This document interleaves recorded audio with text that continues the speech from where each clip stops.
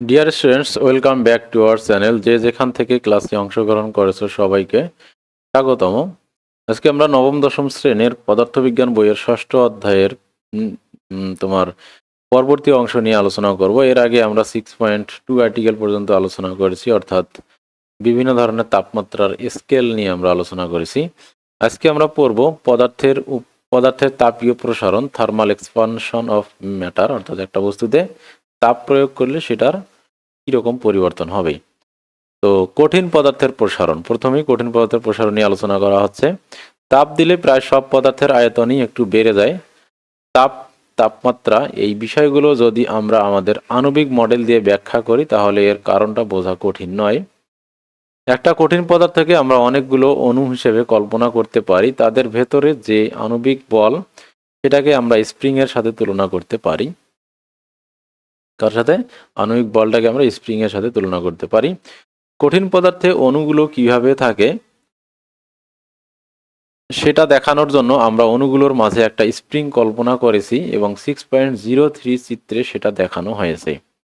তো অণুগুলোকে এইভাবে দেখানো হয়েছে। এখন স্প্রিং দিয়ে কেন বোঝানো হয়েছে? অণুগুলো কি করে, তোমার এই কঠিন পদার্থের ক্ষেত্রে অণুগুলো মনে করো এখানে একটা, এখানে একটা, এখানে একটা, এইভাবে আছে এবং অণুগুলো কি করে নিজ নিজ অবস্থানে কম্পিত হয়। এটা এই দিকে কাঁপে, এটা এই দিকে কাঁপে, এরা কি করে নিজ নিজ অবস্থানে চতুর্দিকে কি থাকে, কাঁপতে থাকে। তো এটা তার মানে কি, এটা এইদিকে সংকুচিত হয়, প্রসারিত হয়, আবার এইদিকে সংকুচিত হয়, এদিকে প্রসারিত হয়। ঠিক আছে, একইভাবে এটা এইদিকে সংকুচিত হয়, এদিকে এইদিকে প্রসারিত হয়, এদিকে সংকুচিত হয়, আবার এটা এইদিকে তোমার যদি বলি যে এটা এইদিকে প্রসারিত হয়, এইদিকে সংকুচিত হয়, আবার এই সেম এই কণাটাও উপরের দিকে প্রসারিত হয়, এইদিকে সংকুচিত হয়। তো তো এই জন্য এটাকে স্প্রিং হিসেবে দেখানো হয়েছে। কেন দেখানো হয়েছে? এটা যখন প্রসারিত হয় তখন এটা আবার এইদিকে এর আকর্ষণ বলের কারণে এদিকে আবার নিজের দিকে টেনে নেয়।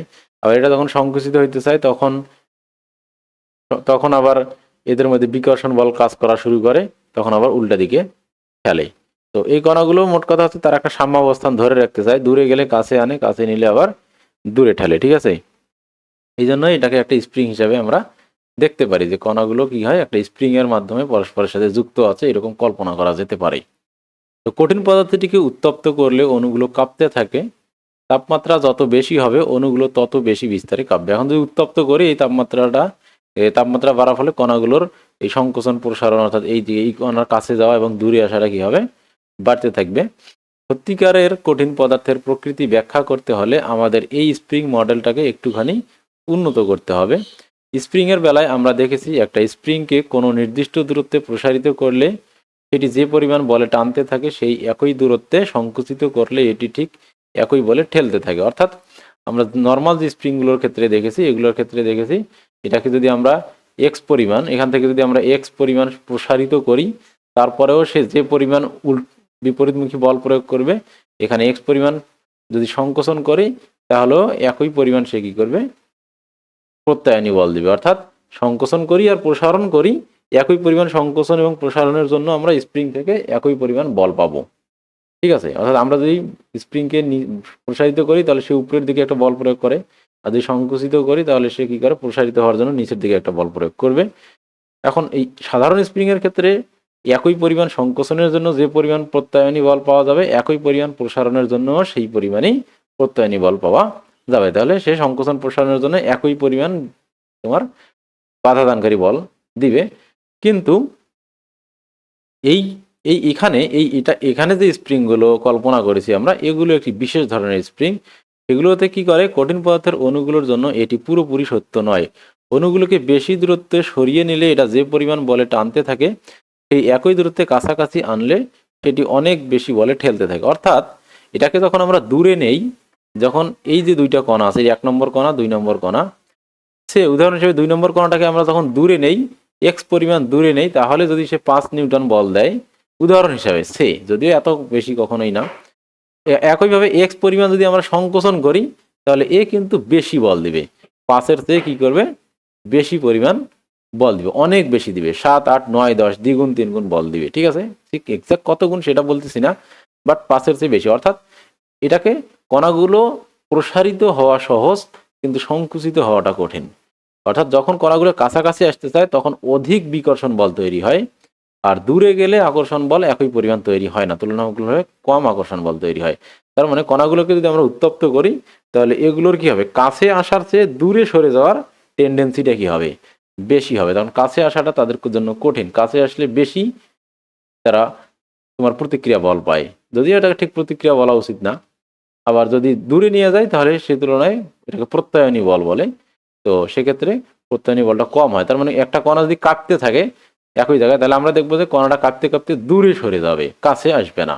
কেন? তার কারণ এই দিকে তার কম্পনটা সহজ, আর এই দিকে মানে কম্পনের সময় বাইরের দিকে যাওয়া সহজ, ভিতরের দিকে আসা কঠিন। এই জন্য আমরা যত বেশি উত্তপ্ত করতে থাকবো এর কম্পনটা আস্তে আস্তে কি হবে, বাইরের দিকে যাবে, অর্থাৎ কণাটা আস্তে আস্তে এখান থেকে দূরে সরে যেতে থাকবে। ঠিক আছে, কম্পনটা যত বেশি হবে তত সে কি করবে, প্রত্যেকটা কণা আস্তে আস্তে দূরে সরে যাবে। ঠিক আছে, বাইরের দিকে যেতে থাকবে। যেহেতু বাইরের দিকে তারা কাট মানে তাদের বিস্তারটা বাইরের দিকে বেশি হবে এবং ভিতরের দিকে বিস্তারটা কম হবে। জেনারেলি একটা সরলসন্ধিত স্পন্দনের ক্ষেত্রে বা একটা স্প্রিং এর ক্ষেত্রে এটা কি করে, একটা সাম্যাবস্থা থাকে একই পরিমাণ উপরে ওঠে একই পরিমাণ নিচে নামে। কিন্তু এইখানে কি করে, সে যত নিচে নামে ততখানি উপরে ওঠে না। নিচে না অর্থাৎ সে বাইরের দিকে আসে বেশি, ভিতরের দিকে যায় কম, অর্থাৎ দুই দিকে সমান বিস্তার হয় না। অর্থাৎ এটাকে যদি আমরা এইভাবে আঁকি তাহলে একদিকে বিস্তার কম একদিকে বিস্তার বেশি, এইরকম। ঠিক আছে, গ্রাফ আঁকলে এইরকম রিপ্রেজেন্টেশন হবে, অর্থাৎ সে বাইরের দিকে বেশি যাবে ভিতরের দিকে কম আসবে, তার এইরকম হবে জিনিসটা। ঠিক আছে, অর্থাৎ স্প্রিংটি যেন একটি বিশেষ ধরনের স্প্রিং, এটা প্রসারিত করতে কম বল প্রয়োগ করতে হয় কিন্তু সংকুচিত করতে বেশি বল প্রয়োগ করতে হয়। ঠিক আছে, এখন তুমি কল্পনা করে নাও একটি নির্দিষ্ট তাপমাত্রার থাকার কারণে অণুগুলো কাঁপতেছে। প্রথমে একটা নির্দিষ্ট তাপমাত্রায় আছে, তারা কাঁপতেছে, ভালো কথা। তো বিশেষ ধরনের স্প্রিং হওয়ার কারণে কাঁপার সময় অণুগুলো কাছাকাছি যায় কম, দূরে যায় বেশি। অর্থাৎ এই যে আমি বললাম বাইরের দিকে বেশি যাবে, কাছে দূরে যাবে বেশি, কাছে আসবে কম। ঠিক আছে, এরকম অর্থাৎ বিস্তার একদিকে বেশি হবে একদিকে কম হবে। এবার কঠিন পদার্থটিকে যদি আরো উত্তপ্ত করা হয়, যদি আরো উত্তপ্ত করি তাহলে কি হবে, তাহলে বাইরের দিকে আরো বেশি যাবে কিন্তু তুলনামূলকভাবে ভিতরের দিকে কি আসবে, কম আসবে, এইরকম হবে। আরো যদি তাপ দেই তাহলে তাহলে দুই দিকেই বিস্তার বাড়বে কিন্তু ভিতরের দিকে বিস্তার বাড়বে কম, বাইরের দিকে বিস্তার বাড়বে, বাইরের দিকে, হ্যাঁ বাইরের দিকে বিস্তারটা বেশি হবে। বুঝতেই পারতেছ? তাহলে এরকম করে সামগ্রিকভাবে কি হবে, প্রত্যেকটা কণার ক্ষেত্রেই যদি বাইরের দিকে বেশি সরণ হয় আর ভিতরের দিকে কম হয় তাদের কম্পনের ফলে, তাহলে বাইরে থেকে আমাদের দেখে মনে হবে বস্তুটার দৈর্ঘ্য আয়তন কি হবে, বৃদ্ধি পেয়েছে। এরকম করি আলটিমেটলি কি, যত তাপমাত্রা দিব তত বেশি বাইরের কণাগুলো কি হবে, তত বেশি বাইরে আসার একটা প্রবণতা তৈরি হবে বা আসবে ইভেন। এই জন্য কণা আমরা আমাদের কাছে মনে হবে যে বৃদ্ধি পেয়েছে, অর্থাৎ বৃদ্ধিই পাবে আর কি। তো তোমরা বুঝতেই পারছো অণুগুলো এই বিশেষ ধরনের স্প্রিং এর জন্য যেহেতু বেশি কাছে যেতে পারে না কিন্তু সহজেই বেশি দূরে যেতে পারে, তাই অণুগুলো একে অন্যের থেকে দূরে সরে নতুন একটা সাম্যাবস্থান তৈরি করবে। ফলে সব অণু যখন একে অন্যের থেকে দূরে সরে যাবে তখন আমাদের কাছে পুরো কঠিন বস্তুটাই প্রসারিত হয়ে গেছে বলে মনে হবে। অর্থাৎ কণাগুলো সাম্যাবস্থানটা আস্তে আস্তে কি হবে, উপরের দিকে উঠে যাবে। ঠিক আছে, উপরের দিকে উঠে যাবে, কণাগুলো আস্তে আস্তে সরে যাবে। ঠিক আছে, তো এইভাবেই কি হয়, পদার্থগুলো বৃদ্ধি পায়। ঠিক আছে, এখন একটা পদার্থ যখন বৃদ্ধি পায় সাধারণত সবগুলো ত্রিমাত্রিক হয়, তাহলে এ এ শুধু একদিকে বৃদ্ধি পায় না, চতুর্দিকে বৃদ্ধি পায়।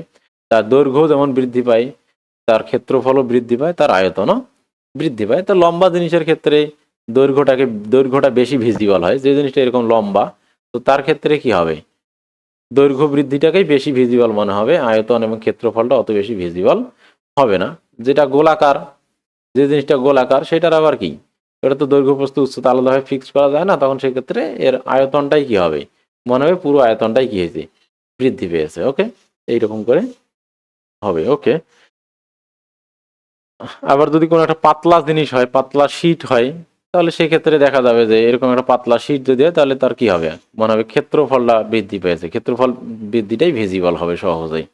ঠিক আছে, কিন্তু আসলে তার সবই বৃদ্ধি পাবে, মানে আয়তন তিন মাত্রাতেই বৃদ্ধি পাবে, বাট শেপের কারণে কোনো কোনো মাত্রার বৃদ্ধিটা বেশি চোখে পড়বে, আর কোনো কোনো দেখা যাচ্ছে কিছু কিছু জিনিসের সবগুলো মাত্রার ইয়াটাই বেশি ভিজিবল হবে। যেমন আমরা বললাম যে দৈর্ঘ্যের ক্ষেত্রে শুধুমাত্র দৈর্ঘ্য ভিত্তিটাই বেশি ভিজিবল হবে।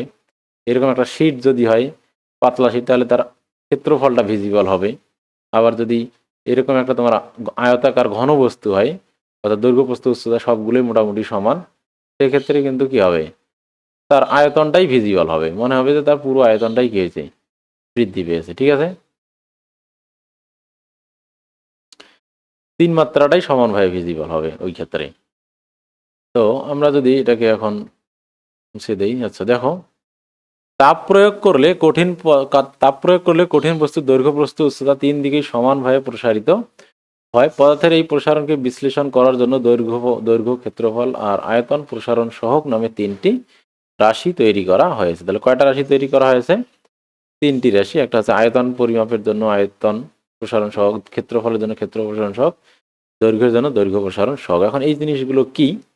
তো T1 তাপমাত্রায় কোনো বস্তুর দৈর্ঘ্য যদি L1 হয় এবং তাপমাত্রা বৃদ্ধি করে যদি সেটি T2 করার পর তার দৈর্ঘ্য বৃদ্ধি পেয়ে L2 হয়, তাহলে তার দৈর্ঘ্য প্রসারণ সহগ আলফা হচ্ছে এটা। তাহলে আলফা জিনিসটা আসলে কি? আলফা জিনিসটাকে এইভাবে হিসাব করা হয় যে একক তাপমাত্রা বৃদ্ধিতে দৈর্ঘ্য বৃদ্ধির হার, দৈর্ঘ্য বৃদ্ধির হারকে বলা হয় দৈর্ঘ্য প্রসারণ সহগ। এখন দৈর্ঘ্য বৃদ্ধির হার বলতে আমরা কি বুঝি? আমি উদাহরণ হিসেবে যদি বলি যে একটা জিনিস আগে ছিল কত, 10 সেন্টিমিটার, এরপর সেটা হলো তাপমাত্রা দেওয়ার ফলে সেটা 12 সেন্টিমিটার হইল দৈর্ঘ্য, তাহলে তার দৈর্ঘ্য বৃদ্ধি কত হইল, 2 সেন্টিমিটার। ঠিক আছে, কতটুকুতে বাড়লো, 10 সেন্টিমিটার। তাহলে আমরা বলতেছি 10 সেন্টিমিটারের জন্য বৃদ্ধি পেয়েছে 2 সেন্টিমিটার, অতএব 1 সেন্টিমিটারে বৃদ্ধি পেয়েছে 2/10 সমান 0.2 সেন্টিমিটার। ঠিক আছে, এই জিনিসটাকেই বলতেছি আমরা কি, দৈর্ঘ্য বৃদ্ধির হার, অর্থাৎ একক দৈর্ঘ্যে কি পরিমাণ বৃদ্ধি পেয়েছে। তাহলে এইটাকেই বলতেছি আমরা del L/L1। এটা যদি আমরা L1 ধরি, এটাকে যদি আমরা L2 ধরি, আর এটা হচ্ছে del L, তাহলে এটা অথবা এইভাবে লিখতে পারি L2 - L1/L1। এই জিনিসটাকে আমরা বলতেছি কি, দৈর্ঘ্য বৃদ্ধির হার, দৈর্ঘ্য বৃদ্ধির হার। তো এটা কত তাপমাত্রার জন্য? আগের তাপমাত্রা যদি T1 হয়, আর পরে তাপমাত্রা যদি T2 হয়, তাহলে তাপমাত্রা বৃদ্ধি আমরা del T লিখতে পারি কি, T2 - T1। তাহলে এই যে দৈর্ঘ্য বৃদ্ধির হার কত তাপমাত্রার জন্য, del T এর জন্য। আর এটাকে হিসাব করা আছে একক তাপমাত্রার জন্য, তাহলে এককের জন্য কত হবে? তাহলে del T এর জন্য দৈর্ঘ্য বৃদ্ধির হার হচ্ছে del L/L1। অতএব একক তাপমাত্রার জন্য, তাহলে del T এর জন্য, del T এর জন্য দৈর্ঘ্য বৃদ্ধির হার হচ্ছে del L/L1। মানে T1 তাপমাত্রায় 10 ছিল আর T2 তাপমাত্রায় 12 হয়েছে। তাহলে তাহলে তাপমাত্রা হচ্ছে কি, del T। del T এর জন্য হয়েছে এইটা, তাহলে এককের জন্য কত হবে? তাহলে কি হবে, del L/L into del T, এইরকম। ঠিক আছে, অথবা ওরা যেভাবে লিখছে del L/L1/del T। তো ফার্দার আমরা যদি del এর মান কি লিখি, L2 - L1/L1 লিখি, আর del T এর মান যদি আমরা কি লিখি, T2 - T1 এভাবে লিখি, তাহলে এইটা হবে কি, আলফা। তাহলে এখান থেকে আমরা একটা ইকুয়েশন লিখতে পারবো। তাহলে এবার যদি আর গুণ যদি আমরা করি, তাহলে L2 - L1 হবে আলফা L1 T2 - T1। এরপরে L1টাকে যদি এইদিকে নিয়ে আসি, তাহলে প্লাস L1 হয়ে যাবে। ঠিক আছে, -L1 ছিল, এইদিকে এসে প্লাস L1 হয়ে যাবে। তাহলে L2 সমান আমরা কি পাইলাম, তাহলে L2 সমান পেলাম L1 plus alpha L1 T2 - T1, অথবা L2 সমান হবে L1 plus alpha L1 del T। এভাবেও আমরা কি করতে পারি, প্রকাশ করতে পারি জিনিসটাকে। তাহলে এই জিনিসটা মাথায় রাখো, মেনলি এইটা থাকে, এইটা মাথায় রাখলেই হবে, এখান থেকে ইজিলি আমরা এটা বের করতে পারবো। ঠিক আছে, এখন সেম প্রসেসে আমরা কি করতে পারবো, ক্ষেত্রফল প্রসারণ সহগ বের করতে পারবো। ক্ষেত্রফল প্রসারণ সহগটা কি জিনিস? ক্ষেত্রফল প্রসারণ সহগটা হচ্ছে তোমার ওই একই হবে, যে একক তাপমাত্রা বৃদ্ধিতে ক্ষেত্রফল বৃদ্ধির হার, একক তাপমাত্রা বৃদ্ধিতে ক্ষেত্রফল বৃদ্ধির হার। তাহলে এখানে ক্ষেত্রফল বৃদ্ধির হারটা কত হবে, ক্ষেত্রফল বৃদ্ধির হার হবে del L/A1। কেননা যদি আদি ক্ষেত্রফল A1 হয় আর পরবর্তী ক্ষেত্রফল যদি A2 হয়, তাহলে ক্ষেত্রফল বৃদ্ধি del A = কি, A2 - A1। তাহলে এইটা বৃদ্ধি পেয়েছে কত এর জন্য, A1 এ বৃদ্ধি পেয়েছে del A, অতএব একক ক্ষেত্রফলের জন্য বৃদ্ধি পাবে কত, del A/A। আর আগের তাপমাত্রা যদি T1 হয় আর পরের তাপমাত্রা যদি T2 হয়, তাহলে এই তাপমাত্রাটা, তাহলে এই যে দৈর্ঘ্য ক্ষেত্রফল বৃদ্ধির যে হার, এটা কত তাপমাত্রার জন্য? T1 মাইনাস T2 এর জন্য। তাহলে এককের জন্য কত হবে? তাহলে T1 minus T2 minus T1 দ্বারা ভাগ করতে হবে। তাহলে এটাকে বলতেছি আমরা একক তাপমাত্রার জন্য এইটা হচ্ছে ক্ষেত্রফল বৃদ্ধির হার। একক তাপমাত্রার জন্য ক্ষেত্রফল বৃদ্ধির হারটাকে আমরা বলেছি ক্ষেত্র প্রসারণ সহগ, সেটা হচ্ছে এটা। তাহলে এটাকে যদি আমরা পরবর্তীতে ভেঙে ফেলি, তো ওইটার মতো করি, এটার মতো করি, তাহলে এখানে হবে A2 সমান হবে A1 প্লাস, শুধু আলফার জায়গায় হবে বিটা, L1 এর জায়গায় A1, মানে জাস্ট এল এর জায়গায় হবে এ আর আলফার জায়গায় বিটা। তাহলে এখানে বিটাকে তোমার ক্ষেত্রফল প্রসারণ সহগ বলা হয়। ঠিক আছে, একইভাবে আয়তনের ক্ষেত্রে আমি আর এটা বুঝাচ্ছি না, সেম প্রসেসেই তোমার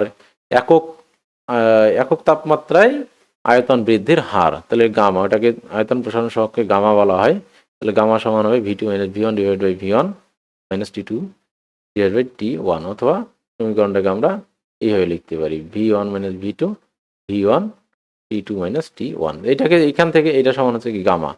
তাহলে এখান থেকে আমরা আলফার মান V2 এর মান এইভাবে সেমভাবেই বের করতে পারবো। তাহলে এখানে এ এর জায়গায় ভি হয়ে যাবে জাস্ট, আর বিটার জায়গায় হবে গামা। ঠিক আছে, তাহলে V1 সমান হবে এটা।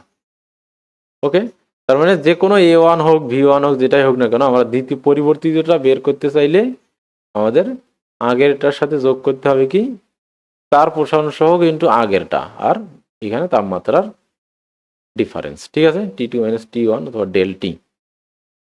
এবং এখানে দেখো, এদের যদি আমরা আলফা বিটা এবং গামার যদি মাত্রা হিসাব করি, তাহলে আলফার ক্ষেত্রে যদি আমরা দেখি, তাহলে উপরে আছে কি del L divided by L1, আর নিচে আছে কি del T.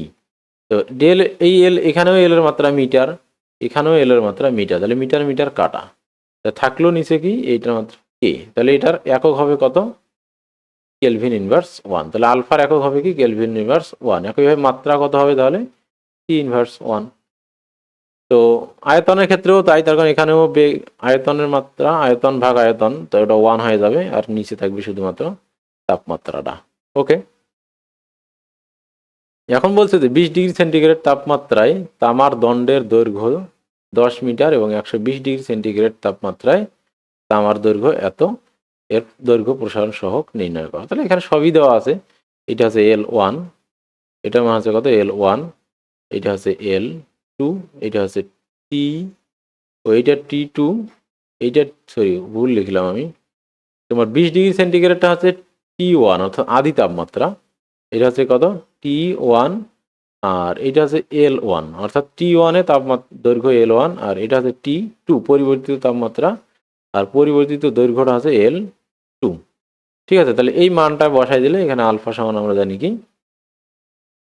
L2 minus L1 divided by L1 into T2 minus T1। ঠিক আছে, এই যে তাহলে এখানে যদি আমরা মানগুলো ইনপুট দিই তাহলে এটা বের হয়ে যাবে মান। ওকে, এখন একটা জিনিস, যে জিনিসটা তোমাদের না বললেই নয়, সেটা হচ্ছে আমরা একক দেখলাম কি, আমরা একক দেখলাম কেলভিনে। আমরা এই যে আলফা বিটা গামা তাপমাত্রার একক কি কেলভিনে পাইছি না ওখানে, কিন্তু এখানে তো ডিগ্রি সেন্টিগ্রেডে আছে। তাহলে তোমরা কি এই ডিগ্রি সেন্টিগ্রেডকে আগে কেলভিন বানাবা কিনা? ঠিক আছে, এখন তোমরা একটা জিনিস মাথায় রাখবা, আমরা এই যে প্রথম যে ক্লাস আছে ওই ক্লাসে আমরা পড়েছি যে ডিগ্রি সেন্টিগ্রেড এবং কেলভিন স্কেলে তাপমাত্রার ডিফারেন্সটা সেম। একটা স্পেসিফিক তাপমাত্রা কি আলাদা হলেও তাপমাত্রার ডিফারেন্সটা কি একই হয়। কেননা 20 ডিগ্রিকে যদি আমরা কেলভিন বানাইতে চাই তাহলে এর সাথেও 273 যোগ করতে হবে, আবার 120 ডিগ্রিকে যদি আমরা কি করতে চাই কেলভিন করতে চাই তাহলে এর সাথেও 273ই যোগ করা লাগবে। 0.15 আছে, আমি ইচ্ছা করে লিখছি না ওটা। এখন যদি আমরা কি করি এটা থেকে এটা বাদ দেই তাহলে কিন্তু দেখো এই দুইটা কেটেই যাচ্ছে, ওই 100ই থাকতেছে। ঠিক আছে, আবার যদি আমরা 120 থেকে 20 বাদ দিই তাহলেও কিন্তু 100 হয়। তো যেহেতু সেন্টিগ্রেড স্কেলে এবং কেলভিন স্কেলে তাপমাত্রার ডিফারেন্স হচ্ছে একটা ফিক্সড ডিফারেন্স অর্থাৎ 273, সেক্ষেত্রে দুইটা তাপমাত্রার পার্থক্য যদি আমরা দুইটা স্কেলে বের করি তাহলে সেম হবে। কি হবে? সেম হবে। এখানে সেলসিয়াস স্কেলে দুইটা তাপমাত্রার পার্থক্য যা হবে, কেলভিন স্কেলে দুইটা স্কেলে তাপমাত্রার পার্থক্য তাই হবে। অন্যভাবে যদি বলি, আমরা যখন স্কেল ডিজাইন করছিলাম তখন কিন্তু আমরা কি করছি, আমরা দেখেছি যে কেলভিন স্কেলেও কি করা হয়েছিল, 100 ভাগে ভাগ করা হয়েছিল, আর সেলসিয়াস স্কেলেও কি করা হয়েছিল, একই জিনিস কি, এটা বরফ আর এটা কি জলীয় বাষ্প, তাই না? এটা ছিল কি বরফ, এটা ছিল বাষ্পবিন্দু। তাহলে এখানে দুইটাকে একই জিনিসকে এখানেও 100 ভাগে ভাগ করা হয়েছে, এখানেও কি 100 ভাগে ভাগ করে, তাহলে প্রত্যেকটা ভাগের দৈর্ঘ্য কি, এখানে যে কোনো দুইটা ভাগের ডিফারেন্স এখানেও যা হবে এখানেও তাই হবে, শুধুমাত্র এক একটা ভাগের মান আলাদা। কি পরিমাণ, 273 পরিমাণ বেশি। ওই যে আমি বুঝেছিলাম যে এক ভাই আরেক ভাইয়ের চেয়ে যদি 10 বছরে কি হয়, বড় হয়, সেক্ষেত্রে দুই ভাইয়ের বয়স কিন্তু কখনোই সমান হবে না, বাট তাদের এজ ডিফারেন্স কিন্তু সবসময় কি থাকবে, সমান থাকবে। এজ ডিফারেন্স সবসময় কি থাকবে, সমান থাকবে। এখানেও তাই। তো যখন কোনো একটা ইকুয়েশনে এরকম তাপমাত্রার ডিফারেন্স থাকবে, তখন সেন্টিগ্রেডেও যা ডিফারেন্স হবে কেলভিনেও তাই ডিফারেন্স হবে, কিন্তু ডিগ্রি ফারেনহাইটে ডিফারেন্সটা আলাদা হবে। কেন? ডিগ্রি ফারেনহাইটে ওই একই জিনিসকে কিন্তু 180 ভাগে ভাগ করা হয়েছিল। কয় ভাগে ভাগ করা হয়েছিল? 180 ভাগে। সেক্ষেত্রে কিন্তু এর প্রত্যেকটা ভাগ ওর প্রত্যেকটা ভাগের সমান হবে না, বুঝতে পারছো? তো এই জন্য যখন তোমরা কোনো সূত্রে এরকম তাপমাত্রা ডিফারেন্স দেখবা, তখন তোমাদের সেন্টিগ্রেড থাকলে ওটাকে আর কেলভিন করার প্রয়োজন নেই। কিন্তু কোন সূত্রে যদি শুধুমাত্র তোমরা একটাই তাপমাত্রা দেখো, যেমন হয়তো তোমরা এই সূত্রটা কোথাও পেলেও পাইতে পারো, পিভি সমান এনআরটি, এটা ইন্টারমিডিয়েটে আছে। তো এইখানে দেখো টি একা আছে, তো এইখানে কিন্তু টি এর মান ডিগ্রি সেন্টিগ্রেডে বসাইলে চলবে না, অবশ্যই কেলভিন বানাইতে হবে। তখন আমরা জানি একটা সিঙ্গেল তাপমাত্রা সেন্টিগ্রেডে যা হয়, কেলভিনে কিন্তু তার সাথে 273 পরিমাণ কি হয়, বেশি হয়। সেক্ষেত্রে একটা সিঙ্গেল তাপমাত্রা অবশ্যই একক সেন্স না করে বসানো যাবে না, কিন্তু ডিফারেন্সের ক্ষেত্রে একক সেন্স না করেও ডিফারেন্স নির্ণয় করা যাবে। তার কারণ একক সেন্স করলেও একই ডিফারেন্স হবে, না করলেও একই ডিফারেন্স হবে, বাট এটা অবশ্যই কেলভিন এবং সেন্টিগ্রেডের মধ্যে। ফারেনহাইট যদি হয় সেক্ষেত্রে কিন্তু ডিফারেন্সগুলো একই হবে না, সেই ক্ষেত্রে তাপমাত্রাকে কেলভিন বানাইতে হবে, তারপর ডিফারেন্স এখানে বসাইতে হবে, ঠিক আছে? কিন্তু সেন্টিগ্রেড এবং কেলভিনের ক্ষেত্রে ডিফারেন্স যখন আমরা কোনো একটা সূত্রে ডেলটি যখন দেখবো আমরা, তখন ডেলটি সেন্টিগ্রেড স্কেলেও যা হবে কেলভিন স্কেলেও তাই হবে, কিন্তু শুধু টি সেন্টিগ্রেডে আর কেলভিনে সেম হবে না। আচ্ছা, যাই হোক, এখন দেখো তোমরা উপরের উদাহরণগুলো থেকে দেখেছো কঠিন পদার্থের প্রসারণ সহগের মান খুবই কম। তো কঠিন পদার্থের প্রসারণ সহগের মান দেখো খুবই কম। এগুলো মোটামুটি ওরা অ্যাকচুয়াল মান দিয়ে হিসাব করার চেষ্টা করছে, এখানে র্যান্ডম মান দেয় নাই, মোটামুটি এগুলো বাস্তবসম্মত মানই দিয়েছে। তো 100 ডিগ্রি সেন্টিগ্রেডের জন্য মাত্র কতটুকু বৃদ্ধি পেয়েছে, ঠিক আছে? তাও আবার 10 সেন্টিমিটারই, কত, 10 মিটারের জন্য হতো, তার মানে বাস্তবে কি হবে, আরো কম। দেখছো কতটুকু, সামান্যই বৃদ্ধি পাইছে। কত? প্রত্যেক মিটারের জন্য তাহলে কতটুকু বৃদ্ধি পাইতো, এই যে দেখো, তাহলে এক ঘন মিটার জিনিস বৃদ্ধি পেয়ে, তাহলে এক ঘন মিটার জিনিস বৃদ্ধি পেয়ে মাত্র কত হবে, এই যে এতটুকু হবে প্রতি কেলভিনের জন্য, খুবই সামান্য এটা, ঠিক আছে? 1 মিটারকে 10 পাওয়ার 6 দ্বারা ভাগ করলে যা হবে তাই। তো সেই কারণে আলফা বিটা গামা এই তিনটি ভিন্ন সহগের প্রয়োজন ছিল না। আমরা কাজ চালানোর জন্য শুধু দৈর্ঘ্য প্রসারণ সহগটি ব্যাখ্যা করে নিলেই পারতাম। যেমন ধরা যাক ক্ষেত্রফল প্রসারণের ব্যাপারে, অর্থাৎ একটা থেকেই আসলে তিনটা কি করা যাবে, করা যাবে। যেমন দেখো, আমরা দৈর্ঘ্য প্রসারণ সহগ থেকে ক্ষেত্র প্রসারণ এবং আয়তন প্রসারণ সহগটা বের করতে পারি। কিভাবে বের করতে পারি দেখো, যদি একটা বস্তু এরকম হয়, একটা ঘন বস্তু যদি হয়, ঠিক আছে, মনে করো একটা ঘন বস্তু আছে, ঠিক আছে, তো এই ঘন বস্তুর জন্য এটা হচ্ছে L1, তো দেখো দৈর্ঘ্য বৃদ্ধি, ঘনবস্তুর ক্ষেত্রে দৈর্ঘ্য এবং প্রস্থ দুইটাই কি সমান। মনে করো এটা আগে তাপ দেওয়ার আগে ছিল L1, এটাও L1, ঠিক আছে, আর তাপ দেওয়ার পর দৈর্ঘ্য প্রস্থ দুইটাই কি হয়ে গেছে, L2 হয়ে গেছে। তো এখন যদি আমরা এখানে মানগুলো বসাই, তাহলে এখানে আমরা কি বলতে পারবো, A1 সমান কি হবে, L1 স্কোয়ার, আর A2 সমান কি পাবো আমরা, L2 স্কোয়ার, তাই কিনা? এখন দেখো ক্ষেত্রফল প্রসারণ সহগের জন্য আমরা সূত্র জানি, A2 = A1 plus beta A1 T2 minus T1। এই যে এখানে আমরা এই সূত্রটা পেয়েছি প্রত্যেকটার জন্য। এই যে A1 এর A2 এর জন্য পেয়েছি, এখানে L2 এর জন্য পেয়েছি, এখানে V2 এর জন্য পেয়েছি। ওকে, এখন দেখো A2 সমান আমরা কি জানি? A2 সমান L2 স্কোয়ার না? আবার L2 এর মান আমরা কি জানি? L2 সমান কিন্তু আমরা এই যে এইটার মতো করে পাবো L1 প্লাস আলফা, দৈর্ঘ্য প্রসারণ সহগ alpha into L1 T2 minus T1। ঠিক আছে, ডেলটি দিলে হিসাবটা সুবিধা হবে হয়তো। যাই হোক, তাহলে L2, তাহলে A2 সমান যদি হয় L2 স্কোয়ার, আবার L2 সমান আবার কোনটা? এইটা, তাহলে তার উপর কি হবে? স্কোয়ার হবে। বুঝতে পারছো? এই L2 মান এখান থেকে এখানে বসিয়ে দেওয়া হয়েছে। এখন A প্লাস বি, এটা হচ্ছে A আর এটা হচ্ছে বি, তাহলে A plus B all square সূত্র যদি আমরা বসাই দিই তাহলে কি হবে? A স্কোয়ার মানে L1 square plus twice A B, twice এ মানে L1, বি মানে কি? আলফা L1 ডেলটি লিখতেছি আমি, এটা হচ্ছে ডেলটি। ঠিক আছে, তাহলে দেখো L1 আর L1 গুণ করলে কি হবে? L2 L1 স্কোয়ার হবে আর আলফা থাকবে, তাহলে alpha L1 square T2 minus T1 মানে ডেলটি। আর এবার বি স্কোয়ার, বি স্কোয়ার মানে এইটার উপর স্কোয়ার, তাহলে এই জিনিসটার উপর যদি স্কোয়ার দেয় তাহলে কি হবে? আলফার উপর স্কোয়ার হবে, L1 এর উপর স্কোয়ার হবে, T2 মাইনাস T1 এর উপর স্কোয়ার হবে। ঠিক আছে, এই জিনিসটাকে আমি তোমাদেরকে একটুখানি হিসাব করে দেখাই, তাহলে তোমাদের জন্য হয়তো ইজি হবে একটু। দেখো, তাহলে আমাদের এখানে একটা ছিল, ঠিক আছে, তাহলে এটা L1 ধার ছিল, এর ধার ছিল L2, এটা 4 এর মতো হয়ে গেল। তো L1, তাহলে আমরা এইখান থেকে কি লিখতে পারবো? A1 সমান L1 স্কোয়ার আর A2 সমান পাবো L2 স্কোয়ার। আচ্ছা, দৈর্ঘ্য প্রসারণ সহগ থেকে আমরা L2 সমান পেয়েছি L1 plus alpha L1 into ডেলটি লিখতেছি। আমি হিসাবের সুবিধাতে T1 মাইনাস T2 না লিখে ডেলটি লিখতেছি। আবার A2 এর সূত্র থেকে আমরা কি জানি? A1 প্লাস আলফা, আলফা না বিটা। আচ্ছা, এটা এখনই আমরা এটা লিখে রাখি আর কি, বিটা A1 ডেলটি, A1 কি? ডেলটি, T2 মাইনাস T1 না লিখে আমি এটা লিখলাম। ঠিক আছে, এখন দেখো, এখন এই দিকে দেখো, আমরা A2 সমান কি জানি? A2 সমান পাইলাম একটা এরকম ইয়ার ক্ষেত্রে A2 সমান L2 স্কোয়ার, L2 স্কোয়ার। এখন দেখো L2 মানে আবার কি? L2 মানে এটা না? এখান থেকে যদি মানটা বসে L1 প্লাস আলফা L1 ডেলটি, তার উপর কি হবে? স্কোয়ার হবে।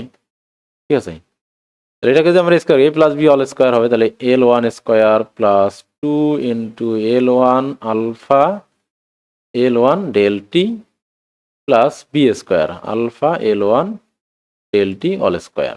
ঠিক আছে, তাহলে কি হবে? L1 square plus 2 alpha L1 square del t, আর এখানে কি হবে? Alpha square L1 square del t square. ঠিক আছে, তাহলে এই জিনিসটা, এখন এই জিনিসটা যদি আমরা এইখানে পাই তাহলে দেখো এইখানে যেটা করা হচ্ছে যে আলফার মান আমরা কি পাইছি? দেখো তো, আলফার মান কিন্তু পেয়েছি পয়েন্ট মানে সামথিং ইনটু 10 ইনভার্স 16। কারণ আলফার মানটাই ছোট, তার উপর যদি আমরা এবার স্কোয়ার করে দেই তাহলে এটা কি হবে? সামথিং স্কোয়ার ইন্টু 10 ইনভার্স 12 হয়ে যাবে। এখন দেখো, মনে করো 1 ইন্টু 10 ইনভার্স 16 সাথে যদি 1 ইন্টু 10 ইনভার্স 12 আমরা যোগ করি তাহলে কিন্তু এটা খুব বেশি কোনো পরিবর্তন হবে না। কেন পরিবর্তন হবে না? দেখো 0.001 এর সাথে যদি আমরা 0.00 এর দ্বিগুণ এটা যোগ করি তাহলে কি মানের কোনো পরিবর্তন হবে? 0.0010001 এইরকম হবে, তাই কিনা? হ্যাঁ, তো দেখো মানের কিন্তু খুব বেশি পরিবর্তন হইল না, এটাই কিন্তু থেকে গেল। মানের কিন্তু খুব বেশি পরিবর্তন হইল না, তার মানে একটা খুব ছোট্ট সংখ্যা যদি তুলনামূলকভাবে বড় সংখ্যার সাথে যোগ করা হয় তাহলে কোনো ধরনের পরিবর্তন আসে না। এই জন্য এই সংখ্যাটা আলফাই ছোট আর আলফা স্কোয়ার আরও ছোট, তার মানে এই পুরো জিনিসটা কি হয়ে যাবে? আমরা নেগলেক্ট করতে পারি। এটা যোগের ক্ষেত্রেই শুধু নেগলেক্ট করা যায়, বাট যদি এখানে গুণ থাকতো গুণের ক্ষেত্রে কিন্তু আমরা নেগলেক্ট করতে পারতাম না, তখন গুণ করলে আরো জিনিসটা ছোট হয়ে যায়। ঠিক আছে, তো যোগের এবং বিয়োগের ক্ষেত্রে এরকম ছোট জিনিসকে নেগলেক্ট করাই যায়। তাহলে এখান থেকে আমরা লিখতে পারবো যে L2 স্কয়ার, ঠিক আছে, L2 স্কয়ার প্লাস 2, তাহলে আলফার জায়গায় আমরা কি লিখতে পারবো, আলফাই থাকলো L1 স্কয়ার আর ডেল টি। তো এটা কি ছিল, L2 তো না, L1 স্কয়ার ছিল, L1 স্কয়ার, এটা হচ্ছে L2 স্কয়ার সমান এটা, তাই না, L2 স্কয়ার সমানই তো এইটা। তাহলে L2 স্কয়ারকে আমরা কি লিখতে পারবো, A2 লিখতে পারবো, আর L1 স্কয়ারকে আমরা কি লিখতে পারবো, A1 লিখতে পারবো, প্লাস 2 আলফা L1কে আমরা A1 লিখতে পারবো, ডেল টি লিখতে পারবো। এখন দেখো এই যে ইকুয়েশন,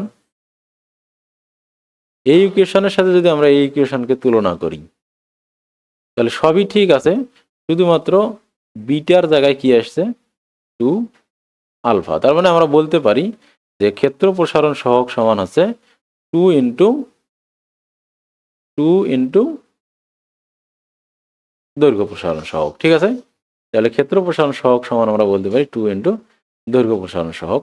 একইভাবে যদি আমরা একটা ঘনক আকৃতি কল্পনা করি, একইভাবে আমরা কি করি, যদি একটা ঘন বস্তুর ক্ষেত্রে তুলনা করি তাহলে আমরা কি পাবো, মনে করো যে ঘন বস্তুর দৈর্ঘ্য প্রস্থ উচ্চতা সবই হচ্ছে কি, আগে ছিল L1 আর পরে বৃদ্ধি পেয়ে হয়েছে L2। তাহলে আমরা A1 সমান কি পাবো, L1 কিউব, আর A2 সমান পাবো L2 কিউব। তাহলে এবার দেখো, তাহলে L2 কিউব সমান আমাদের কি হবে, L1 plus alpha L1 del টি উপর কিউব দিতে পারবো। তখন আমরা এটা সূত্র জানি L2 এর, L2 সমান এটা জানি আমরা, দৈর্ঘ্য প্রসারণ যদি তার দৈর্ঘ্য প্রসারণ সহগ আলফা হয়, তাহলে এখানে এ কিউব প্লাস বি কিউবের সূত্র বসালে কি হবে, A cube plus 3a square B, L1 square alpha L1 del T, এটা প্লাস 3ab স্কয়ার, এ মানে L1, বি মানে এটার উপর স্কয়ার। ঠিক আছে, তাহলে কি হবে, alpha square L1 square del T square plus B cube, B cube মানে আলফা কিউব L1 কিউব আর ডেল টির উপর কিউব মানে সবার উপর কিউব। এখন দেখো এখানে আলফা একা আছে আর এখানে যোগ হিসাবে আছে আলফা স্কয়ার আর এখানে আছে আলফা কিউব। এর আগের বার আলফা স্কয়ারকেই বাদ দিয়েছিলাম, এবার তো আলফা কিউব তো দূরের কথা, তার মানে এই দুইটা কি আমরা একইভাবে কি করতে পারো, বাদ দিতে পারো। তখন আলফার মান খুবই ছোট, তো আলফার সাথে আলফা স্কয়ার এবং আলফা কিউব যোগ করলে এটার মান কি হবে না কোন, দেখো আলফার মানে 10⁻⁶, আলফা স্কয়ারের মান 10⁻12 আর আলফা কিউবের মান তো 10⁻, কি হবে 3/18 হবে, তো এই দিয়ে আরও ছোট হবে। ঠিক আছে, তো সেক্ষেত্রে এইটার সাথে যদি আমরা এই দুইটা যোগ করি তাহলে এর খুব বেশি পরিবর্তন হবে না, এই জন্য ওই দুইটাকে আমরা বাদ দিয়ে শুধুমাত্র তাহলে L2 কিউবকে আমরা লিখতে পারতেছি L1 cube plus 3 alpha L1, এই যে L1 স্কোয়ার আর L1 মিলে ফেলছে L1 কিউব আর ডেল টি থেকে গেল। এখন এইটা মানে হচ্ছে এ, এটা মানে কি, ও সরি এ না, এগুলো ভি আয়তন V2 আর উপরে এটা হবে V1, এ লিখছি ভুল করে V1। তাহলে আমরা এখান থেকে কি লিখতে পারবো, এটা হবে V2, L2 কিউব মানে কি V2 ইজ ইকুয়াল টু, এটা V1 হবে প্লাস 3 আলফা, এই দেখো V1 হবে আর ডেল টি। আর V2 আমরা অরিজিনাল সূত্র কি জানি, V1 plus gamma V1 del T. তাহলে এখানেও কিন্তু পরিবর্তন কি, শুধুমাত্র গামার জায়গায় আছে 3 আলফা, তার মানে এখান থেকে আমরা বলতে পারি গামা সমান কি 3 আলফা। তাহলে আয়তন প্রসারণ সহগ হবে আলফার কত গুণ, 3 গুণ, আর ক্ষেত্রফল প্রসারণ সহগ হবে 2 গুণ। তাহলে এখানে মূলত দেখো দৈর্ঘ্য প্রসারণ সহগে মাত্রা কয়টা, একটা, আর ক্ষেত্র প্রসারণ সহগে মাত্রা থাকে 2টা, আর আয়তন প্রসারণে মাত্রা থাকে কয়টা, 3টা। এই জন্য দৈর্ঘ্য প্রসারণ সহগে যদি আলফা হয়, ক্ষেত্র প্রসারণ সহগে হয় 2 আলফা, আর আয়তন প্রসারণ সহগে হয় 3 আলফা। যেহেতু এখানে দেখো শুধুমাত্র একটা দৈর্ঘ্য বৃদ্ধি পাইছে, আর এখানে কি দৈর্ঘ্য বৃদ্ধি পাবে প্রস্থ বৃদ্ধি পাবে, তাই না। দৈর্ঘ্য বৃদ্ধি পাবে, প্রস্থও বৃদ্ধি পাবে। তাহলে দ্বিগুণ প্রসারণ সহগটা কি হবে? 2 অক্ষে হচ্ছে, এই জন্য 2 গুণ। আর এখানে কি আছে? দৈর্ঘ্য বৃদ্ধি পাবে, প্রস্থ বৃদ্ধি পাবে আয়তনের ক্ষেত্রে, এবং দৈর্ঘ্য, প্রস্থ এবং উচ্চতা বৃদ্ধি পাবে। তার মানে এখানে বৃদ্ধিটা হবে 3 মাত্রায়। এই জন্য আয়তন প্রসারণ সহগটা হচ্ছে দৈর্ঘ্য প্রসারণ সহগের 3 গুণ। দৈর্ঘ্যতে শুধু 1 মাত্রায় বৃদ্ধি পাবে, আয়তনে পাবে 2 মাত্রায়। তাহলে দুইটাই তো দৈর্ঘ্য, তাহলে এই দৈর্ঘ্যের জন্য আলফা, এই দৈর্ঘ্যের জন্য আলফা, তাহলে 2 আলফা। এই দৈর্ঘ্যের জন্য এখানে আবার 3টা দৈর্ঘ্য, দৈর্ঘ্য আছে, প্রস্থ আছে, উচ্চতা আছে, তিনটাই তো দৈর্ঘ্য 3 মাত্রায়, এই জন্য 3 গুণ। ঠিক আছে, ওকে। তাহলে এখান থেকে আমরা কি লিখতে পারি? আলফা সমান বিটা বাই 2 সমান গামা বাই 2। এখন ভাবতে পারো এটা কোত্থেকে আসলো, এটাকে আমি তোমাদেরকে একটুখানি দেখাই। একটু আগে আমরা পাইলাম কি 2 আলফা সমান বিটা, তাহলে আলফা সমান হবে কি বিটা বাই 2। আর এখন এখানে আমরা পেলাম 3 আলফা সমান গামা, তাহলে আলফা সমান হবে গামা বাই 3। তাহলে সবই তো আলফা, তাহলে আমরা লিখতে পাইতেছি কি আলফা সমান বিটা বাই 2 সমান গামা বাই 3। ঠিক আছে, এই সূত্রটা তোমরা মাথায় রাখবা। আলফা সমান বিটা বাই 2, মানে বিটাকে 2 দিয়ে ভাগ দিলে আলফা হবে, এটা তো ভালো কথা। তখন আমরা জানি যে বিটা আছে আলফার 2 গুণ, আর গামা আছে আলফার 3 গুণ, এই জন্য গামাকে 3 দিয়ে ভাগ দিলে আলফা সমান হবে। ঠিক আছে, তাহলে এই ইকুয়েশনটা মাথায় রাখবা। তাহলে এখান থেকে যে কোনো দুইটাকে আমরা কি করতে পারবো, যে কোনো একটা দেওয়া থাকলে আরেকটা আর দুইটা বের করতে পারবো। অনেক সময় পরীক্ষায় ক্ষেত্রফলের অঙ্ক চাই, কিন্তু দিয়ে রাখে আয়তন প্রসারণ সহগ, তো কিন্তু আয়তন প্রসারণ সহগ তো আর ক্ষেত্রফলের অঙ্ক দিয়ে হবে না। ক্ষেত্রফলের অঙ্কে তো ক্ষেত্রফল প্রসারণ সহগ লাগবে। তখন গামা থেকে এই সূত্র দিয়ে তখন এইটুকু ইউজ করে কি করতে হবে, তোমার বিটা বের করে নিতে হবে, মানে যেটা প্রয়োজন সেটা বের করে নিতে হবে এই প্রসেসে। ওকে, ঠিক আছে। তাহলে আমরা আবার বইয়ে চলে যাই। তো আমি এগুলো দেখাইলাম পুরো জিনিসটাই। তো এই যে এটা, ঠিক আছে, এটা আর পরেরটাও আমি দেখাইছি, এই গামা সমান 3 আলফা। ওকে, তো এখন আমরা আবার চলে আসি এখানে, যে বাস্তব জীবনে আমাদের কঠিন পদার্থের প্রসারণ বিষয়টা সবসময় মাথায় রাখতে হবে। তোমরা নিশ্চয় রেল লাইনের মাঝে ফাঁকা জায়গা দেখেছো, তাপমাত্রার প্রসারণকে মনে রেখে এটা হয়েছে। প্রসারণের এই সুযোগটি না দিলে উত্তপ্ত দিনে রেল লাইন বাঁকা হয়ে যেতে পারতো। তাহলে এখানে বিষয়টা কি, রেল লাইনের মাঝখানে বাঁকা, রেল লাইনটা যদি বিশাল বড় কন্টিনিউয়াসলি হইতো, তাহলে বিশাল বড়, মনে করো যে একদম রাজশাহী থেকে ঢাকা পর্যন্ত, বা খুলনা থেকে ঢাকা পর্যন্ত, বা অন্য যে শহরই আছে চট্টগ্রাম থেকে ঢাকা পর্যন্ত, পুরাটাই যদি কি হয়ে যায় একটাই মাত্র লোহার পাত হইতো, তাহলে তোমার বর্ষা, আমরা শীতকালের কথা বলি, অথবা প্রচন্ড গ্রীষ্মকালে প্রচন্ড রোদে এটা কি হইতো, বৃদ্ধি পাইতো, তাই না? যখন বৃদ্ধি পাইতো তখন বৃদ্ধি পাইয়ে এটা যাইতো কোথায়? এটা তো কি একদম একটার সাথে আরেকটা কি আছে, লেগে আছে। তাহলে বিশাল বড় কয়েক শত কিলোমিটার, বা হ্যাঁ কয়েক শত কিলোমিটার লম্বা একটা রেল লাইন। তাহলে যখন এটা, তার মানে এটা কি বৃদ্ধিটা অনেক বেশি হবে। একটা মিটারের ক্ষেত্রে বৃদ্ধিটা কম, দেখো যখন আমরা মিটার বলতেছি তখন বৃদ্ধিটা কি কম হচ্ছে, মানটা কত 10⁻6 আসতেছে দেখলাম আমরা। কিন্তু এটা যদি কয়েক শত কিলোমিটার হয় তখন কিন্তু এটা কি না, খুব কম না। কয়েক শত কিলোমিটার যদি হয় তখন কিন্তু এটা অনেক। মনে করো কিলোমিটার, মিটারের ক্ষেত্রে কত, মিটারের প্রতি মিটারে হয়েছে কত 10⁻6, কিন্তু কিলোমিটারে হইলে কিন্তু 10⁻3।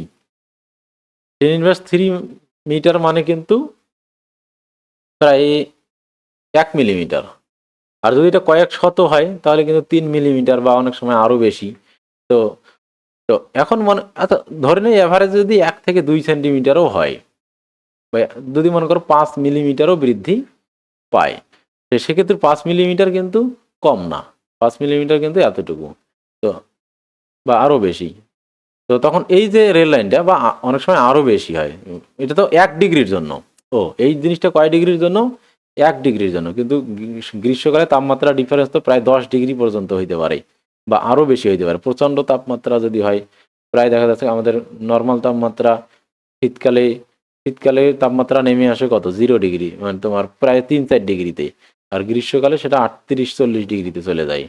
ঠিক আছে, তো তার মানে তাপমাত্রা ডিফারেন্সটা হিউজ, একটা তাপমাত্রা ডিফারেন্স হয়। তো ঠিক আছে, তার মানে এই তাপমাত্রা ডিফারেন্সে কিন্তু সেটা কি হবে, অনেকখানি বেড়ে। তাহলে 5 সেন্টিমিটার, আবার মনে করো যেখানে 20, 5-20 100, মানে প্রায় অনেক বেড়ে যায়, 2-3 সেন্টিমিটার বা 10 সেন্টিমিটার বেড়ে যায়। ঠিক আছে, তো 10 সেন্টিমিটার যদি বাড়ে তাহলে 10 সেন্টিমিটার বেড়ে কোথায় যাবে, তাহলে এটা কিন্তু তখন কি হবে, এই যে বেঁকে যাবে। ঠিক আছে, স্থানে স্থানে কি হবে সেটা, স্থানে স্থানে রেল লাইনটা এইভাবে বেঁকে যাবে। স্থানে স্থানে যদি রেল লাইন বেঁকে যায় তাহলে এর ডিরেইল হয়ে যাবে। ঠিক আছে, এই জন্য কি করা হয়, মাঝে মাঝে গ্যাপ রাখা হয়। এই জন্য মাঝে মাঝে কি করা হয়, এখানে একটা গ্যাপ রাখা হয়, মানে মোটামুটি 100 মিটার পর, কয়েকশো মিটার পর পর গ্যাপ রাখা হয়। ঠিক আছে, এত বড় গ্যাপ রাখা হয় না, খুব ছোট্ট একটা গ্যাপ রাখা হয়, যাতে করে এই জিনিসটা যখন বৃদ্ধি পাবে, এই দুই দিকের জিনিসটা বৃদ্ধি পেয়ে যেন মাঝখানের গ্যাপটা কি হয়, পূরণ হয়ে যাওয়ার সুযোগ পায়। মানে মাঝখানে মোটামুটি বড় গ্যাপ রাখা হয়, যেন এটা কখনোই কি না হয়, যত বেশি বৃদ্ধি পাক না কেন এটা কখনো তোমার বন্ধ হয়ে যাবে না। এটা অনেক বেশিও রাখা হয় না, আবার এমনও রাখা হয় না যে এটা বৃদ্ধি পেয়ে বা দুইটা একসাথে লেগে যায়, মানে সবসময় একটা গ্যাপ থেকেই যায়। তো এই জন্য রেল লাইনের মাঝখানে গ্যাপ হয় এবং এটার কারণে অবশ্য প্রচুর শব্দও তৈরি হয়, তারপরেও কোনো উপায় নাই, এটা রাখতেই হবে, নইলে এরকম বেঁকে যাবে। আর গরমের দিনে রেল লাইন কি হবে, বেঁকে গিয়ে এটা হবে। আর শীতকালে কি হতে পারে উল্টা, শীতকালে ক্র্যাক হয়ে যেতে পারে। শীতকালে কি স্থানে স্থানে যখন সংকুচিত হয়ে যাবে একটা রেল লাইন, মনে করো 10 মিটার 20 মিটার, সরি যদি 5-10 সেন্টিমিটার বা 2 ইভেন সংকোচনের ক্ষেত্রে যদি 2 মিলিমিটারও সংকুচিত হয়, তারপরেও কিন্তু রেল লাইনটা কি হবে, ফেটে যাবে, স্থানে ক্র্যাক তৈরি হয়ে যাবে। কারণ ক্র্যাক তৈরি হয়ে গেলে, ফেটে গেলে, তারপর এর উপর যদি এত প্রচণ্ড স্পিডে এত ভারী একটা রেল লাইন যায়, তাহলে সেটা কিন্তু ক্র্যাক হইতে হইতে এটা ভেঙে ভেঙে চুর চুর করে পড়ে যাবে। তো এই জন্য এখানে গ্যাপ রাখা হয়। আবার দেখো, বেশি মিষ্টি খেয়ে এবং নিয়মিত দাঁত ব্রাশ না করে তোমাদের যাদের কেভিটি হয়েছে, তারা যখন ডেন্টিস্টের কাছে গিয়েছো, তারা হয়তো লক্ষ্য করছে একটা বিশেষ পদার্থ দাঁতের বিশেষ বিশেষ পদার্থ দিয়ে দাঁতের গর্তটি বুঝিয়ে দেওয়া হয়েছে, অর্থাৎ দাঁতের গর্তটা পূরণ করে দেওয়া হয়েছে। তো এই পদার্থটির প্রসারণ সহ অনেক যত্ন করে, যাই হোক অনেক হিসাব নিকাশ করে, যত্ন করে না, অনেক হিসাব নিকাশ করে দাঁতের প্রসারণ সহকের সমান করা হয়েছে। তো এটা কেন, তো সাধারণত দাঁতের কেভিটি বলতে কি বোঝায়, দাঁতের এইরকম করে দাঁতের মধ্যে কিন্তু গর্ত তৈরি হয়। ঠিক আছে, তো দাঁত দাঁত দাঁত মনে করো এইরকম থাকে, তো যেরকমই হোক দাঁতের গোড়া এটা, আর উপরে এরকম দাঁতের মধ্যে উপরে অনেক সময় গর্ত হয়, কখনো সাইডে গর্ত হয়। ঠিক আছে, কখনো এরকম সাইডে গর্ত হয়। ঠিক আছে, কখনো এরকম সাইডে গর্ত হয়, কখনো উপরে গর্ত হয়। সাইডে হোক আর উপরে হোক, এরকম করে একটা দাঁতের কালারের পদার্থ মোটামুটি শক্ত দিয়ে এরকম করে এটা পূরণ করে দেওয়া হয়। ঠিক আছে, এখন যদি এরকম হয় যে দাঁতের এবং এই পদার্থটার প্রসারণ সহক যদি একই না হয়, অর্থাৎ একই পরিমাণ প্রসারিত না হয়, যখন আমরা গরম খাবার খাবো তখন কি হবে, দাঁতটা বেশি প্রসারিত হবে। যদি দাঁতের প্রসারণ সহক যদি বেশি হয়, তাহলে গরম খাবার খেলে দাঁত বেশি প্রসারিত হবে, তাহলে গর্তটা বড় হয়ে যাবে, পদার্থটা তুলনামূলকভাবে ছোটই থেকে যাবে। তাহলে পদার্থ এবং গর্তটা আলাদা হয়ে যাবে, ফলে এটা দাঁতের সাথে লেগে থাকবে না।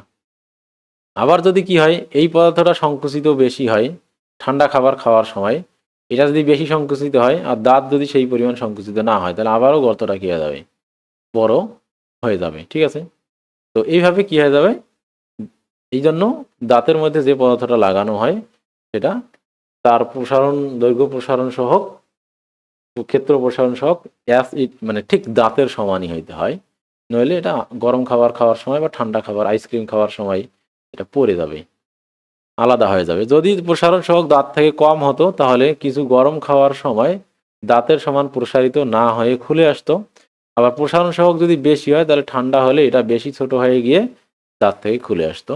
পদার্থবিজ্ঞান না পড়েও অনেক সাধারণ মানুষ তাপমাত্রা প্রসারণের বিষয়টা জানে। যেমন কোনো কিছুর কৌটা যদি মুখে আটকে যায় শক্ত হবে, তাহলে আমরা সেটাতে কি করি, বাসা বাড়িতে অনেকে, ইভেন বাসা বাড়ির কাজের মহিলাও এই জিনিসটা জানে যে গরম পানিতে দিলে সেটা কি হয়ে যাবে, তোমার আটকে যাবে, মানে খুলে যাবে।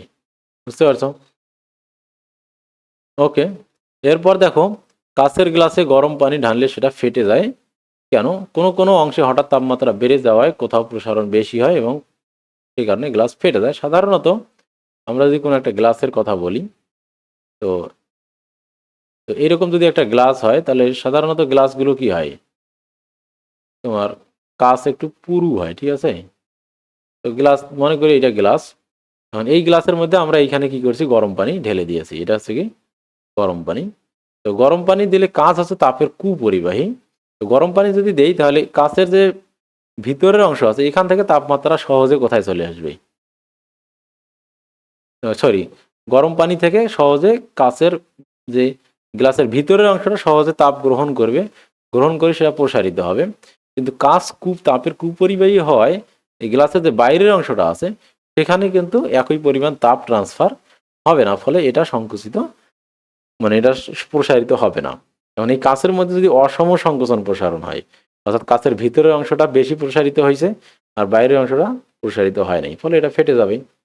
আর যদি এটা লোহার বা স্টিলের গ্লাস হইতো, লোহা বা স্টিল কিন্তু তাপের সুপরিবাহী, ফলে ভিতরেরটা যতখানি গরম হয় বাইরেটাও ততখানি গরম হয়, তাহলে প্রসারণ হওয়ার ক্ষেত্রে একসাথে প্রসারিত হয়, একসাথে সংকুচিত হয়, ফলে এটা কি হয় না, ফাটে না। আর কাঁচের ক্ষেত্রে এটা হয়। আবার একইভাবে গরম কোনো কাজ, একটা কাজ যদি এনিহাও গরম হয়ে যায়, এটাকে যদি ঠান্ডা পানিতে ফেলা হয় তাহলে এটা ফেটে যায়। ঠিক আছে, তাহলে ঠান্ডা পানিতে ফেললে কি হয়, কাঁচের যে দুই সাইডের অংশ আছে সেটা সহজেই সংকুচিত হয়ে যায়, কিন্তু মাঝখানের অংশটা অত সহজে সংকুচিত হয় না, তখন তাপ হচ্ছে কাঁচের কাজ হচ্ছে তাপের কুপরিবাহী, ফলে এটা প্রসারিত থেকে যায়। আগে তো হিটেড ছিল, সবাই সমানভাবে প্রসারিত হয়েছে, কিন্তু হঠাৎ করে পানি দেওয়ার ফলে হঠাৎ করে দেওয়ার ফলে এটা হঠাৎ করে অনেক বেশি সংকুচিত হয়ে গেছে দুই সাইড, আর মাঝখানেটা প্রসারিত থেকে গেছে, ফলে কাজটা ফেটে যায়। এরপর বলছে সোনার ঘনত্ব 19.3 গ্রাম পার সিসি, এর দৈর্ঘ্য প্রসারণ সহক এত হলে তাপমাত্রা যদি 100 ডিগ্রি সেন্টিগ্রেড তাপমাত্রায় বাড়ানো হয় তাহলে ঘনত্বটা কত হবে। তাহলে এটা যদি আমরা একটুখানি এখানে করার চেষ্টা করি, তাহলে দেখো, তাহলে সোনার ঘনত্ব মনে করো আদি ঘনত্ব ρ1 সমান দেওয়া আছে m/v1 সমান কি 19.3। আমি v1 কেন দিলাম, তখন তাপমাত্রা দিলে ma1 দেই নাই কেন, তখন তাপমাত্রা যদি আমরা দেই, তাপ বাড়াই, তাহলে ভরের কোনো পরিবর্তন হবে না। আমরা জানি যে সাধারণত ভরের কোনো পরিবর্তন নাই, ভর কখনোই পরিবর্তন হবে না যদি না এটাকে আমি ভেঙে ফেলি। আর আয়তনটা কি হবে, আয়তনটা আস্তে আস্তে বৃদ্ধি পাবে, তখন ভর ঠিক আছে কিন্তু আয়তন যখন বৃদ্ধি পাবে তখন ঘনত্ব স্বাভাবিকভাবে কী হবে, কমে যাবে। এখন আমরা দেখি তাহলে 100 ডিগ্রি সেন্টিগ্রেড তাপমাত্রায় একটা পদার্থের আয়তন কতখানি বৃদ্ধি পায়। তাহলে আমরা মনে করি যে প্রথমে আদি আয়তন কত v1, আর তাপমাত্রা বৃদ্ধির ফলে পরিবর্তিত আয়তন কত হবে, তাহলে আয়তন যতগুণ বৃদ্ধি পাবে ঘনত্ব কিন্তু ততগুণ কমে যাবে v2। তাহলে এই v2 সমান কত আমরা জানি v1 plus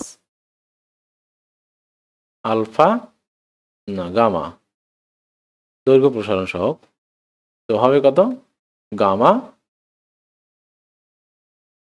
v1 del T. ঠিক আছে, তো আচ্ছা v1 থাকলো, গামার মান কত দেওয়া আছে, গামার মান দেওয়া আছে 14 গুণন 10⁻16, আর ডেল টি হচ্ছে কত 100। ওকে, তাহলে এখানে দেখো গামার মান কত কত যদি দেখলাম ভুলে গেলাম, 14 গুণন 10⁻16 6, তাহলে 14 গুণন 10⁻6 গুণন v1, আর ডেলটির মান দেওয়া আছে 100 ডিগ্রি সেন্টিগ্রেড বাড়ানো হয়েছে। ঠিক আছে, তো বৃদ্ধি পেয়েছে 100 ডিগ্রি, এখানেও কি তোমার কি তাপমাত্রার ডিফারেন্সটা আমরা দিচ্ছি, এই জন্য এখানে কেলভিন বাড়ানোর প্রয়োজন নেই। ওকে, তাহলে এখানে হবে v1 প্লাস, এটাকে যদি আমরা ক্যালকুলেট করি তাহলে এটা হচ্ছে v1 প্লাস 0.0014 v1, তাহলে হবে কত, এখানে আমরা যদি যোগ করি তাহলে 1.0014 v1, তাহলে v2-র মানটা হচ্ছে তোমার এটা আয়তন বৃদ্ধি পেয়ে যাবে। তাহলে v2 এখন যদি আমরা কি করি, এখন যদি আমরা ρ2 হিসাব করি তাহলে ρ2 সমান কত হবে m1 ডিভাইডেড বাই v2। ঠিক আছে, এখন v2-র মান যদি আমরা এখানে বসাই দেই তাহলে m1 ডিভাইডেড বাই কত হবে 1.0014 v1। তাহলে এই জিনিসটা সমান আমরা কত জানি 19.3 ডিভাইডেড বাই 1.0014। ঠিক আছে, তো এভাবে বসাই দিলে তাহলে আমরা যদি এখানে হিসাবটা করে ফেলি তাহলে 19.3 ডিভাইডেড বাই 1.0014, তাহলে এটা 19.27, তাহলে ঘনত্বটা কি হবে কমে গিয়ে 19.22 আসছে। এইখানে দেখো তোমরা, এখানে এটা দৈর্ঘ্য প্রসারণ সহগ দেওয়া আছে, ঠিক আছে, এই জিনিসটা মাথায় রাখবা। ওরা ওরা দিয়েছে দৈর্ঘ্য প্রসারণ সহগ, ওরা সরাসরি এই যে এইটা 14 × 10⁻16 এটা আলফার মান দিয়েছে ওরা, তাহলে গামা সমান 3 আলফা, তাহলে এটা 3 দ্বারা গুণ করতে হবে, ঠিক আছে, তাহলে 3 দ্বারা এটাকে গুণ করতে হবে। ওকে, তাহলে এইখানে আমরা যদি ক্যালকুলেশনটা করি, তাহলে 3 ইন্টু,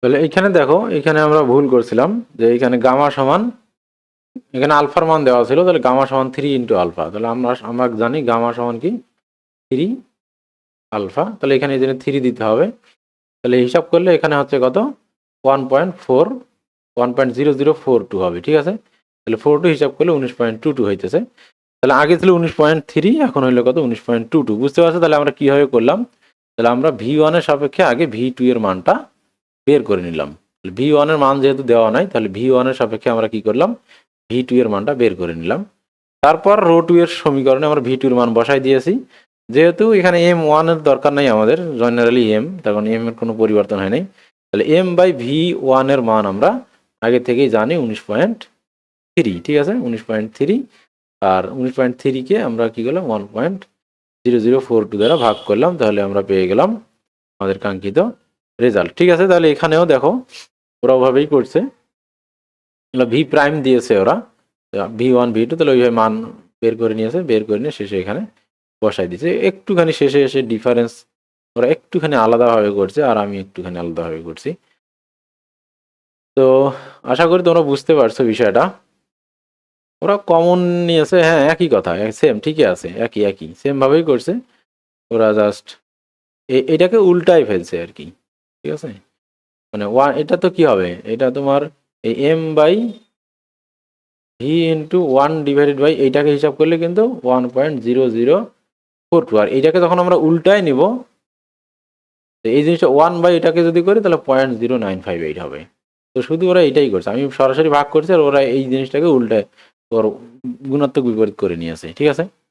আচ্ছা দেখো, তাপমাত্রা যদি আরো 1000 বাড়ানো হতো তাহলে ঘনত্ব কত হবে, তাহলে এইখানে তোমরা কি করবা, এবার আরো 1000, তাহলে এইখানে 100, তাপমাত্রা 100 জায়গায় কত দিবা, 1100 দিবা, তাহলে কি করবা 1100, তো এইখানে জাস্ট মানটা কি করে দিবা, চেঞ্জ করে দিবা 1100। এরপর বলছে যে সোনার গলনাঙ্ক যেহেতু, ও আচ্ছা, এখানে এটা কি সোনা দেওয়া ছিল, ও সোনা, তো এই জিনিসটা মাথায় রাখতে হবে, সোনার গলনাঙ্ক হচ্ছে 1000 কত, সোনার গলনাঙ্ক হচ্ছে 1064 ডিগ্রি সেন্টিগ্রেড। এখন যদি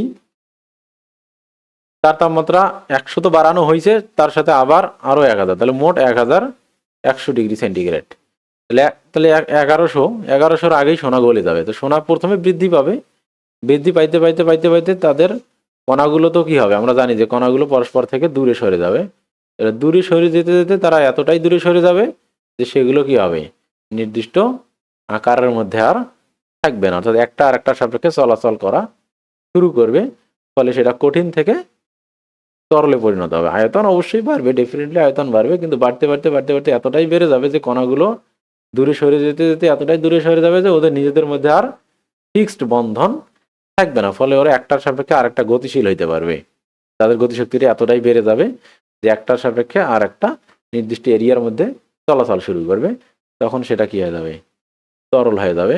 আর এই জন্য গলনাঙ্কটা মাথায় রাখা উচিত। তো আমরা যে আলফা বিটা এবং গামা দিয়ে যে আয়তনগুলো V1 A1 A2 V2 V2 A2 L2 হিসাব করতেছে, এটা অবশ্যই তোমার গলনাঙ্কের মধ্যেই এই হিসাবগুলো প্রযোজ্য, গলনাঙ্কের বাইরে এই হিসাবগুলো প্রযোজ্য হবে না, ঠিক আছে, গলনাঙ্কের মধ্যেই, গলনাঙ্কের চেয়ে কম তাপমাত্রার জন্যই এই সূত্রগুলো প্রযোজ্য হবে। তার মানে এই যে আমরা সূত্রগুলো পড়লাম ভি প্রাইম বা এ প্রাইম যেটাই বলি না কেন, তাহলে এগুলো শুধুমাত্র গলনাঙ্কের চেয়ে কম তাপমাত্রার জন্যই এই সূত্রগুলো প্রযোজ্য হবে, ঠিক আছে, এটা একটা গুরুত্বপূর্ণ ইনফরমেশন মাথায় রাখতে হবে। এরপর বলছে তরল পদার্থের প্রসারণ। তো তরল পদার্থের দৈর্ঘ্য বা ক্ষেত্রফল বলে কিছু নাই, কারণ আমরা জানি তরল পদার্থের নির্দিষ্ট আয়তন থাকলেও নির্দিষ্ট আকার নেই, যেহেতু নির্দিষ্ট আকার নেই তার মানে তার নির্দিষ্ট দৈর্ঘ্যও পাওয়া যাবে না, ক্ষেত্রফলও পাওয়া যাবে না, বরং তার পাওয়া যাবে কি আয়তন, অর্থাৎ যে পাত্রে শুধুমাত্র একটা আয়তন, নির্দিষ্ট আয়তন রেখে তার আকার আকৃতিগুলো কি হবে পরিবর্তন করবে। মানে দৈর্ঘ্য এবং ক্ষেত্রফল শুধুমাত্র রিজিড পদার্থের পাওয়া যায়। নির্দিষ্ট দৈর্ঘ্য এবং নির্দিষ্ট ক্ষেত্রফল শুধুমাত্র রিজিড বডির ক্ষেত্রে বা সলিড বা কঠিন বস্তুর ক্ষেত্রেই পাওয়া যায়। যেমন এটা একটা ক্ষেত্রফল ফিক্সড বা এর একটা নির্দিষ্ট দৈর্ঘ্য। এখন এটা যদি পানির মতো তরল হয় তাহলে তো এটা গলায় গলায় কি হবে, নিচের দিকে একটা বরফ খণ্ড যখন তরল হয় তখন কি এর উঁচা থাকে না, গলি গলি গলি গলি নিচের দিকে এরকম করে করে আস্তে আস্তে কি হয় তরল হয়ে যায়। কোনো যদি পাত্র হয়, পাত্রের মধ্যে তরল রাখলে সেটা পাত্রের মতো হয়ে যায়, ঠিক আছে। তো ওই পাত্রের ক্ষেত্রফলের সমান তখন একটা তরল ক্ষেত্রফল ধারণ করে, বাট এটা তো ফিক্সড না, বাট আয়তনটা ফিক্সড থাকে। যে পাত্রেই রাখো না কেন তরলের আয়তনটা ঠিকই থাকে। তো তরল পদার্থের শুধু আয়তন থাকে, কাজেই তরল পদার্থের প্রসারণ বলতে তার আয়তন প্রসারণকেই বোঝানো হয়, ঠিক আছে। তো তরল পদার্থের প্রসারণ বলতে তার আয়তন প্রসারণই বোঝানো হবে। তো তরল পদার্থের প্রসারণ মাপার সময় একটু সতর্ক থাকতে হয়, কারণ তরল পদার্থকে সবসময় কোনো পাত্রে রাখতে হয়। এখন তরল পদার্থকে যদি আমরা তাপ প্রয়োগ করি বৃদ্ধি করতে চাই, এখন ধরো একটা কঠিন পদার্থ আছে, সরাসরি তাপ দিয়ে সেটাকে আমরা বৃদ্ধি করতে পারি, কিন্তু তরলকে তো আর হাতে ধরে তাপ দিয়ে বৃদ্ধি করতে পারবো না। তরলকে আগে একটা পাত্রে নিতে হবে, তারপর তাপ দিতে হবে। তো এখন তরল তো আর একা বৃদ্ধি পাবে না তখন, ঠিক আছে, তরল একা বৃদ্ধি পাবে না। তরলের সাথে সাথে যে পাত্রটা যে পাত্রে রাখা হয়েছে সেই পাত্রটাও বৃদ্ধি পাবে। তো কাজেই প্রসারণ সহগ মাপতে চাইলে যখন তরলটিকে উত্তপ্ত করার চেষ্টা করা হয় তখন স্বাভাবিকভাবেই পাত্রটিও উত্তপ্ত হয়ে ওঠে, পাত্রটিরও প্রসারণ হয়। কাজেই পাত্রে যে প্রসারণ দেখা যায়, তরলের যে প্রসারণ দেখা যায় সেটা সত্যিকারের প্রসারণ না। কেন সত্যিকারের প্রসারণ না? মনে করো যে এইটা একটা পাত্র, এই পাত্রে এই পর্যন্ত তরল ছিল, ঠিক আছে। এরপর আমরা যখন তাপ দিলাম তখন তরলটা উদাহরণ হিসাবে এখানে আসলো, ঠিক আছে, বা এখানে আসলো, তরলটা উদাহরণ হিসাবে কি আমরা এখানে দেখতে পাইলাম।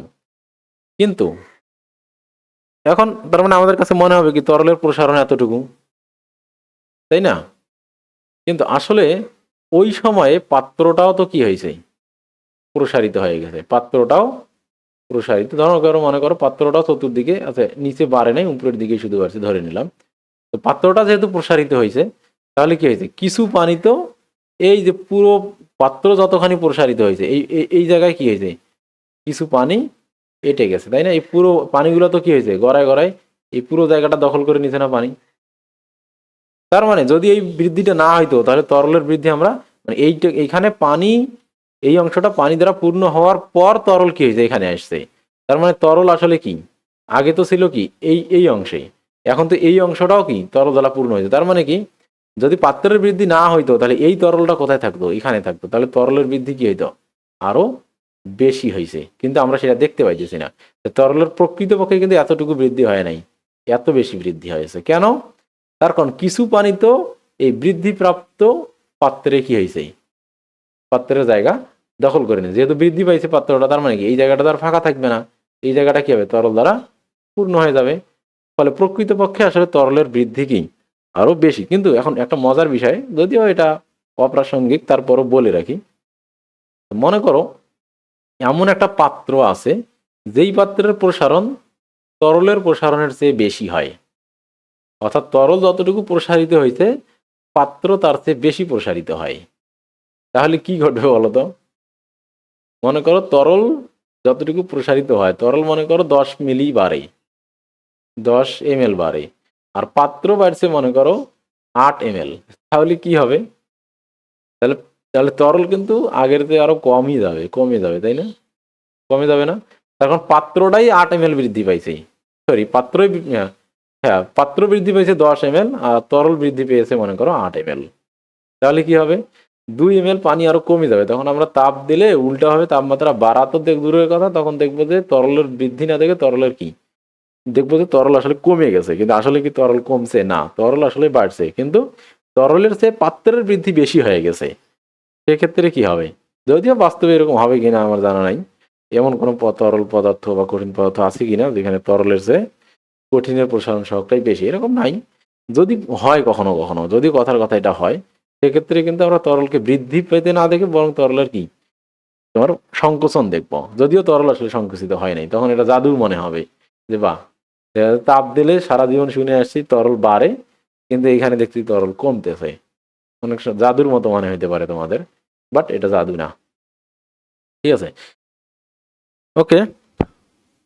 দেখো এর একটা বাস্তব উদাহরণ হচ্ছে গ্যালিয়াম এবং অ্যালুমিনিয়াম। অ্যালুমিনিয়ামের পাত্রে যদি আমরা, এটা যদিও তোমাদের দরকার নেই, ইনফরমেশনের হিসাবে, অ্যালুমিনিয়াম কিন্তু দেখো অ্যালুমিনিয়ামের পাত্রে যদি আমরা তরল গ্যালিয়াম রাখি, অ্যালুমিনিয়ামের পাত্রে যদি আমরা তরল গ্যালিয়াম রাখি, তাহলে অ্যালুমিনিয়ামের প্রসারণ সহগ হচ্ছে তোমার 23 গুণন 10⁻⁶, আর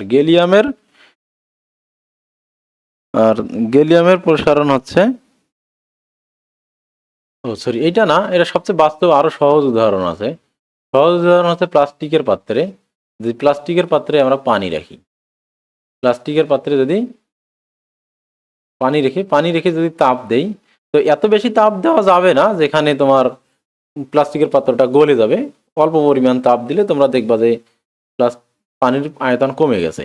প্লাস্টিকের পাত্রে যদি তোমরা কি করো, তাপ দাও, তোমরা দেখবা যে পানিটা প্লাস্টিকের পাত্রের উপরে না ওঠে, নিচে কমে গেছে। তখন প্লাস্টিকের তোমার প্রসারণ সহগটা অনেক বেশি, প্লাস্টিকের প্রসারণ সহগ তরলের চেয়ে অনেক বেশি।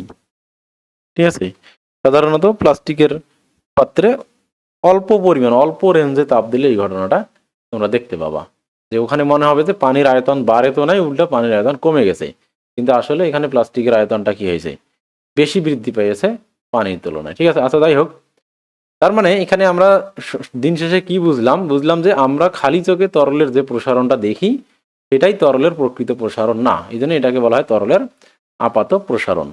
তাহলে সত্যিকার, তাহলে আমরা কাজেই পাত্রে তরলের যে প্রসারণ দেখা যায় সেটা সত্যিকারের প্রসারণ না, সেটা হচ্ছে আপাত প্রসারণ। কাজেই প্রকৃত প্রসারণ বের করতে হলে পাত্রের প্রসারণের ব্যাপারটা মাথায় রাখতে হবে। তাহলে প্রকৃত প্রসারণটা হবে কি, আমরা আপাত দৃষ্টিতে যে প্রসারণটা দেখতে পাইলাম তার সাথে এই পাত্রের প্রসারিত অংশটা কি করতে হবে, যোগ করতে হবে। পাত্র যতটুকু প্রসারিত হয়েছে দুই পাশে, সেটা কি করতে হবে, অ্যাড করে দিলেই আমরা তরলের প্রকৃত প্রসারণটা পেয়ে যাব। তো সাধারণত তরলের প্রসারণ কঠিন পদার্থের প্রসারণের চেয়ে বেশি হয়। যদি তা না হতো তাহলে আমরা আপাত প্রসারণটি হয়তো বা দেখতেই পেতাম না, মনে হতো সংকোচন। এই যে যদি কি হয়, আমি যেটা একটু আগে বললাম, প্লাস্টিকের পাত্রে যদি রাখো, প্লাস্টিকের প্রসারণ সহগটাই বেশি, সেক্ষেত্রে সংকোচন মনে হবে, আপাত দৃষ্টিতে দেখে মনে হবে এটা সংকুচিত হয়েছে। আবার যদি এমন হয় যে পাত্রের প্রসারণ সহগ এবং তরলের প্রসারণ সহগ সমান, তাহলে তোমরা যতই তাপ দাও না কেন, পানি ওই তোমার তরলের আর বৃদ্ধি হবে না, যদিও আসলে বৃদ্ধি হচ্ছে, দুইটাই একসাথে বৃদ্ধি পাচ্ছে। তো তরল পদার্থের প্রসারণের সবচেয়ে সহজ উদাহরণ হচ্ছে থার্মোমিটার। তো থার্মোমিটারে না আমরা কি করি, পারদ থাকে, সেই পারদ স্তম্ভে তাপমাত্রা বাড়ার সাথে সাথে পারদের আয়তন বেড়ে যায়। তো নানা রকম থার্মোমিটার রয়েছে, তার মধ্যে জ্বর মাপার যে থার্মোমিটার, এটা সবচেয়ে পরিচিত, এটা আমরা সবাই দেখেছি। থার্মোমিটারের গোড়ায় একটা কাচের টিউবে পারদ থাকে, তাপ দেওয়া হলে পারদের আয়তন বেড়ে যায় এবং একটা খুব সরু নল বেয়ে উপরে উঠতে থাকে। কত দূর উঠেছে সেটা দেখে তাপমাত্রা পরিমাপ করা যায়। তো জ্বর মাপার জন্য যেহেতু থার্মোমিটারকে বগল থেকে কিংবা মুখ থেকে বের করে তাপমাত্রা দেখতে হয়, তখন যেন পারদের কলামটুকু কমে না যায়, সেজন্য সরু নলটির গোড়ায় নলটিকে একটা খুব সরু বক্রতা রাখা হয়। এই কারণে একবার প্রসারিত হয়ে উপরে উঠে গেলে তাপমাত্রা কমে যাবার পরেও সেটি নিচে আসতে পারে না। এখন বিষয়টা হচ্ছে যে সাধারণত যেটা করা হয়, এই নিচে এটা খুব চিকন করে রাখা হয়। এটার কারণটা হচ্ছে যে আমরা মুখের মধ্যে থেকে বের করলে তো সঙ্গে সঙ্গে ওখানে তাপমাত্রা বেশি ছিল, ফলে পারদ কি হয়েছে, তাপমাত্রা পারদের আয়তন বৃদ্ধি পায়, ভালো কথা। কিন্তু যখন আমরা বের করে যদি আমরা দেখতে যাই, এটা দেখতে একটু সময় লাগে। তো দেখতে দেখতেই তো তাপমাত্রা আবার বাইরে নিয়ে এসে তাপমাত্রা কমে যায়, বিশেষ করে এটা যদি শীতকালে হয়, তাহলে তাপমাত্রা কমে যাবে, সেটা কিন্তু আবার পারদ কি হবে, আস্তে আস্তে আস্তে আস্তে নিচে নামা শুরু করবে। তাহলে আমাদের এই থার্মোমিটার পরীক্ষা করতে যত বেশি সময় লাগবে, আমরা প্রকৃত তাপমাত্রার চেয়ে তত কম তাপমাত্রা পাবো। তার কারণ এটা তো আস্তে আস্তে নিচে নামতেই থাকবে, তাই না? আস্তে আস্তে যেহেতু নিচে নামতেই থাকবে, তাহলে আমরা প্রকৃত তাপমাত্রা পাবো না, কম তাপমাত্রা পাবো। এই জন্য যেটা করা হয়, পারদের এই নিজের এই জায়গাটাতে একটু চিকন বাঁকা রেখে দেওয়া যায়, যাতে করে এই পারদটা তাপমাত্রা কমে গেলেও যেন সংকুচিত হয়ে নিচে নামতে না পারে, সংকুচিত হয়ে যেন নিচে নামতে না পারে, এই জন্য এখানে বাঁকা রাখি দেওয়া হয়। ঠিক আছে, সংকুচিত হয়ে নিচে নামার রাস্তাটা বন্ধ করে দেওয়া হয়। এই জন্য যেন আমাদের দেখতে যদি মোটামুটি 4-5 সেকেন্ড বা 10 সেকেন্ড সময় লেগে যায়, যেন পারদ যেরকম আছে সেই রকমই থেকে যায়, যেন এটা কমে না যায়। ঠিক আছে, এই জন্যই মূলত ওই যে নিচে এই চিকনটা রাখা হয়। তা এরপর যেটা করা হয়, আবার নতুন করে মাপার জন্য এটাকে ট্রায়াল অ্যান্ড এরর করা হয়। তোমার এটাকে ইয়া করতে হয় আগে, তোমার ঝাঁকি দিয়ে এই তরলটাকে আবার নিচে নামাইতে হয়। তারপর আবার সেটাকে কি করা হয়, পরীক্ষা করে, এটাকে প্রাইমিং বলে। ঠিক আছে, এইভাবে প্রাইমিং করা হয়। তো ঝাঁকি দিয়ে এটাকে নিচে নামানো হয়, তারপর আবার টেস্ট করার জন্য ইয়া করা হয়। তাহলে এখানে চিকন, এই জন্য তোমরা দেখবা যে তাপমাত্রা মাপার পর তোমরা নর্মালি রেখে দিবা, দেখবা যে ওই তাপমাত্রা ওইটাই শো করতেছে, সেই 98। মনে করো কারো জ্বর 100 ডিগ্রি সেন্টিগ্রেড হয়েছে, তাহলে এখানে 100 ডিগ্রিতেই রয়ে গেছে, এটা নিচে নামতেছে না। একদম সাধারণ মানুষ যদি ওই অবস্থায় মাপে তারও 100 দেখাবে, তখন ওটা কিন্তু আর একা একা নিচে নামবে না, তখন এই যে চিকন আছে। এই জন্য নতুন করে মাপার জন্য অবশ্যই তোমার থার্মোমিটারকে ঝাঁকি দিয়ে নিতে হবে। বুঝতে পারছো? তাহলে এখানে আমরা একটা জিনিস পড়লাম, তাহলে তরলের আপাত প্রসারণ এবং প্রকৃত প্রসারণ। আগেই বলা হয়েছে তরলকে সবসময় কোনো পাত্রে রেখে উত্তপ্ত করতে হয়, তাপ দেওয়া হলে তরলটির সাথে সাথে পাত্রটিরও প্রসারণ হয়। তাই সত্যি সত্যি তরলের কতটুকু প্রসারণ হয়েছে এটি বের করতে হলে পাত্রের প্রসারণটুকু বিবেচনায় রাখতে হবে। এটি বিবেচনায় না রেখে তরলের প্রসারণ বের করা হলে আমরা সেটাকে বলি আপাত প্রসারণ। ঠিক আছে, এখন আমরা যদি পাত্রের প্রসারণটা বিবেচনায় না নিয়ে যদি শুধু তরলের খালি চোখে যতটুকু প্রসারণ দেখতেছি সেটা হচ্ছে আপাত প্রসারণ। তো পাত্রের প্রসারণটি বিবেচনায় রেখে তরলের প্রসারণ বের করা হলে সেটি হবে সত্যিকারের প্রসারণ বা প্রকৃত প্রসারণ। তাহলে প্রকৃত প্রসারণ কি হবে? আপাত প্রসারণ প্লাস পাত্রের প্রসারণ। তো একটা সরু নল বিশিষ্ট কাচের বাল্বে এ দাগ পর্যন্ত তরলে ভর্তি করে যদি বাল্বটিকে গরম করা হয়, তাহলে আমরা দেখব তরলের হাইট কত, সি পর্যন্ত উঠে গেছে, উচ্চতা বিতে নেমে এসেছে। তাহলে প্রথমে কি হবে, বিতে নেমে আসবে। এই যে এখানে ওইটাই বলছে যে প্রথমে যদি তাপ দেই আমরা, তাহলে কি হবে, তরল প্রথমে কমে যাবে। কেন? যখন আমরা এখানে তাপ দিব তখন সবার আগে এই কাঁচটা তাপ গ্রহণ করবে, গ্রহণ করে কি হবে, প্রসারিত হবে। ঠিক আছে, যখন প্রসারিত হবে, পানি কিন্তু তরল কিন্তু এখনো তাপ নেওয়া শুরু করে নাই, শুধু কাঁচটাই কি তাপ নেওয়া শুরু করেছে, ফলে এটা প্রসারিত হবে, ফলে পানির লেভেলটা কি হবে, নিচে নেমে যাবে, বা পানি প্রসারিত হইলেও তুলনামূলক কম প্রসারিত হবে। এরপর কাঁচ কাঁচ যখন আস্তে আস্তে এই কাঁচ থেকে যখন তরলটা তাপ নেওয়া শুরু করবে, তখন তরল প্রসারিত হওয়া শুরু করবে, এবং তরলের প্রসারণ কাঁচের প্রসারণের চেয়ে বেশি হওয়ার ফলে সে কী করবে, আগের লেভেলে পুরো উঠে যাবে, তারপর কি ওটাকে অতিক্রম করে আরও প্রসারিত হবে। ঠিক আছে, তো প্রথমে নিচে নেমে আসবে, এটি ঘটবে কারণ তাপ দেওয়ার পর তরলের তাপমাত্রা বাড়ার আগে বাল্বটির তাপমাত্রা বেড়ে যাবে, ফলে তার প্রসারিত হবে, অর্থাৎ বাল্বটি একটুখানি বড় হবে। কারণ বাল্ব বাইরে ছিল, সেই আগে তাপ গ্রহণ করবে, সেই আগে প্রসারিত হবে, ফলে পানি প্রথমে নিচে নেমে যাবে। যদি আমরা তারপরও তাপ দিতে থাকি তাহলে তরলটির উচ্চতা বাড়তে থাকবে। যেহেতু তরলের প্রসারণ বেশি, তাই আমরা দেখব তরলটি এ অতিক্রম করে শেষে সি পর্যন্ত পৌঁছে গেছে। সাধারণত তরলের প্রসারণটা কি হয়, বেশি হয়, এই জন্য সে কী করে বি থেকে এ যাবে, এ থেকে পার হয়ে সিতে যাবে। এখন আমাদের কাছে খালি চোখে যদি আমরা শেষ এন্ড রেজাল্টটা দেখি, তাহলে আমরা মনে করব তরলের প্রসারণ এ থেকে সি হয়েছে, কিন্তু আসলে তো না, তরল বি থেকে সিতে উঠে গেছে। ইভেন পাত্র তো পরে আরও প্রসারিত হইতে পারে, তাই না? শুধু যে পাত্রের প্রসারণ এইটুকুই যদি আমরা দেখি তাও কিন্তু না, পাত্র কিন্তু পরে আরও প্রসারিত হতে পারে। অর্থাৎ তরলের তাপমাত্রা আমরা বি পর্যন্ত নামতে দেখছি, কিন্তু তরল যখন উঠা শুরু করবে তখন তারপর যে আর পাত্রের প্রসারণ হবে না, বিষয়টা তাও না। তো নলটির প্রস্থচ্ছেদকে যদি আমরা এ বি উচ্চতা দিয়ে গুণ করি তাহলে আমরা পাত্রটির প্রসারণ পেয়ে যাব। যদি বিসি উচ্চতাকে গুণ করি তাহলে তরলের প্রকৃত প্রসারণ পাবো। এখানে আপাত প্রসারণ সমান হচ্ছে প্রকৃত প্রসারণ মাইনাস পাত্রের প্রসারণ। ঠিক আছে, তো পাত্রের প্রসারণ এইটা, ঠিক আছে, এইটুকুকে পাত্রের প্রসারণ ধরতেছে ওরা, এইটা হচ্ছে পাত্রের প্রসারণ আর এইটা হচ্ছে আপাত প্রসারণ, আর টোটাল প্রসারণ হবে এইটা। ঠিক আছে, তো এই আয়তনটাকে যদি আমরা কি দিয়ে বের করি, প্রস্থচ্ছেদের ক্ষেত্রফল দ্বারা গুণ করি, তাহলে আমরা জানি যে আয়তন সমান কি, আয়তন সমান হচ্ছে ক্ষেত্রফল গুণন উচ্চতা। তাহলে হাইটটা তো আমরা পেয়ে গেলাম, আর ক্ষেত্রফল এই জন্য বলছি নালটির প্রস্থচ্ছেদের ক্ষেত্রফল দিয়ে যদি আমরা উচ্চতাকে গুণ করি তাহলে টোটাল আয়তনটা পেয়ে যাব। ঠিক আছে, তো আমরা আজকে এই পর্যন্তই থাকি। এরপরে গ্যাসের প্রসারণ সহ বাকি যে অধ্যায়টা আছে এই অধ্যায়টা আমরা এটা নেক্সট দিনে শেষ করে দেবো ইনশাল্লাহ।